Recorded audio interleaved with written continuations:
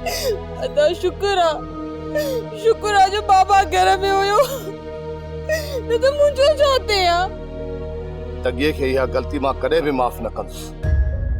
तगिया तोखे वरियाम के यह सजा जरूर मिलंदी पर उ चई छडियो समझ लो हते लीक अची वई।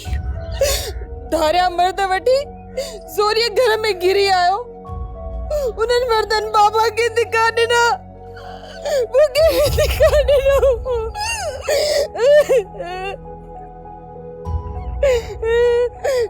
इतने ताई जो मुझे मथुरा पोते भी लई वई।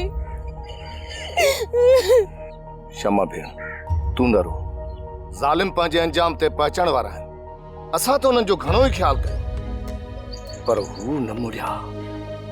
हाणे परुअ जो इंतकाम इन तगिए जो जीअण हराम करे छॾींदो। अदा तू झेड़ो न कजाए वञी धूड़ पाए इहो तगियो।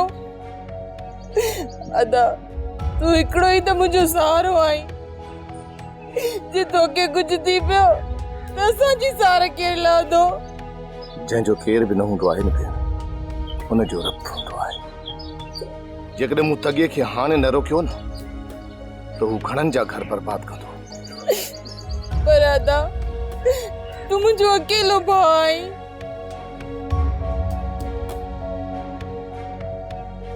तुंहिंजी हिफ़ाज़त कंदे जेकॾहिं सिर वियो त तो भेण था घुरियुसि पर इन वरियाम में तगिए खे तगड़ कोन्हे अथसि। हाणे उन्हनि खे ख़बर पइजी वेंदी त परू कहिड़ी पला जो नालो आहे। परू चई छॾियो समझ लोह ते लीक अची वई।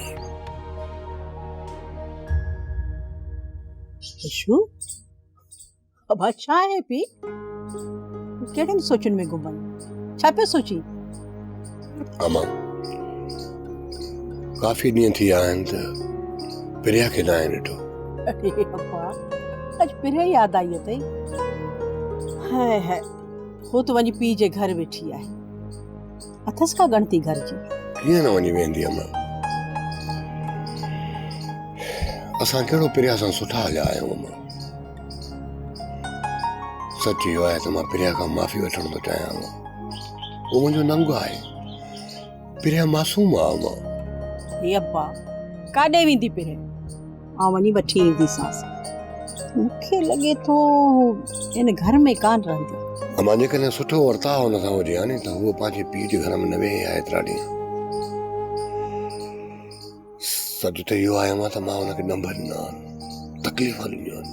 पोइ वञ अब्बा तूं वञी वठी अचीस परे त न आहे। कहिड़े मुंहं सां वञा अमा मुंहिंजे त अखियुनि मां शर्म जो पाणी बि खुटी वियो आहे। ईंदी ईंदी ईंदी अब्बा ईंदी ज़रूर ईंदी। वो तोखे हिन हाल में ॾिसंदी न त तो ख़ुशि थींदी तोसां जक त बची वेंदी। पोइ बि हुनजो घर आहे। हा मां ईअं त आहे पर हिकिड़ो शर्त आहे अमा उहो इहो त तूं कॾहिं बि हुनखे तानो न ॾींदी छिड़ब न ॾींदी। न अब्बा कुछ भी कोन चवंदीसांस कसम सां कुछ कोन चवंदीसांस। एतबार नथो अचे न कि मुंहिंजी सीन था तूं वञी वठी अचीस। मां पाण वञी वठी ईंदोमांसि। सोप सीरियल सिंध जाई तमाम एपिसोड्स ॾिसो हाणे HD क्वालिटीअ में।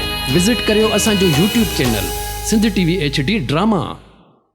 सब्सक्राइब कयो असांजो official YouTube channel Sindh TV HD drama ऐं वधीक अपडेट लाइ बेल आइकन खे क्लिक करियो।